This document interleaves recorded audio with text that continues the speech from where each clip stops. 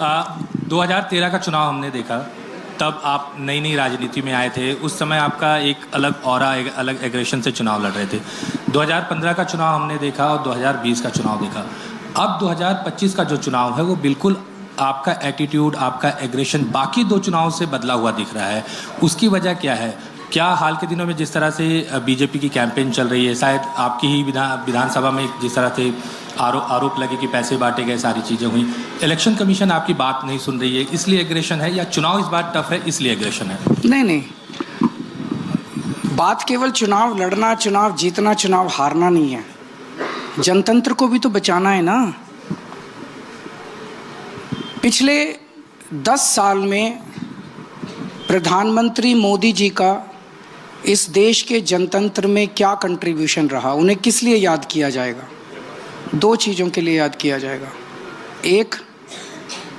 एक वक्त ऐसा था जब एमएलए खरीदना या दूसरी पार्टियों को तोड़ना गंदा माना जाता था। लोग उनको घृणा की दृष्टि से देखते थे। वो था ना भजन लाल जी के टाइम पे, आया राम गया राम, तो लोग शायद कहते थे नहीं ये गंदा आदमी है, इसने ये एमएलए खरीदता है। पिछले 10 साल में उसको इन्होंने नॉर्मलाइज कर दिया। कहते हैं चाणक्य नीति है, मास्टर स्ट्रोक है। सरकारें तोड़ना, पार्टियां तोड़ना, सरकारें गिराना, ये कहते हैं चाणक्य नीति। अरे इससे ज़्यादा गंदी बात नहीं है राजनीति के अंदर। जनता ने जिसको चुन के भेजा, आप उसको ईडी के डर से, इसके डर से या करोड़ों रुपया खर्च करके अगर अब तोड़ के अपनी पार्टी में ले आओ, ये अच्छी चीज़ नहीं है। ये जनतंत्र के लिए बहुत खराब है। किसी को तो आवाज़ उठानी पड़ेगी। हम केवल चुनाव लड़ने के लिए थोड़ी राजनीति में आए थे। दूसरी नॉर्मलाइज कर रहे हैं इस बार, एक इसको नॉर्मलाइज कर दिया। बहुत खतरनाक है देश के लिए। इसे हमें दोबारा देश को खड़ा करना पड़ेगा और आवाज़ उठानी पड़ेगी 140 करोड़ लोगों की कि एमएलए खरीदना और एमएलए तोड़ना और पार्टियां तोड़ना और सरकारें गिराना, इससे नीच हरकत राजनीति के अंदर नहीं हो सकती। 1 मिनट।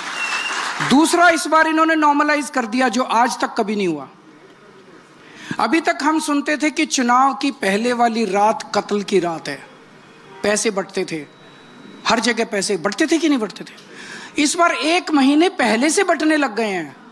खुलेआम बंट रहे हैं, चादरें बंट रही हैं, जूते बंट रहे हैं, साड़ियां बंट रही हैं, सोने की चेन बंट रही है। ये चल क्या रहा है? अब इसको भी नॉर्मलाइज कर देंगे कि खरीदो वोट खरीदना सही है। कहां जा रहा है हमारा देश?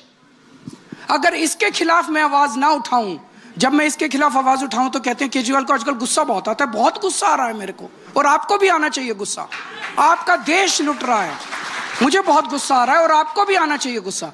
तो ये 2 चीजें मोदी जी अब इसको नॉर्मलाइज करने में लगे हुए हैं कि वोट खरीदा जाना चाहिए। ये चाणक्य नीति है। ये चाणक्य नीति नहीं है, ये गंदी बात है, ये पाप है। वोट खरीदना पाप है, एमएलए खरीदना पाप है, सरकारें तोड़ना पाप है, लोगों को पैसे बांट के उनका वोट खरीदना, उनको इन्फ्लुएंस करना पाप है। अरविंद जी, लेकिन आप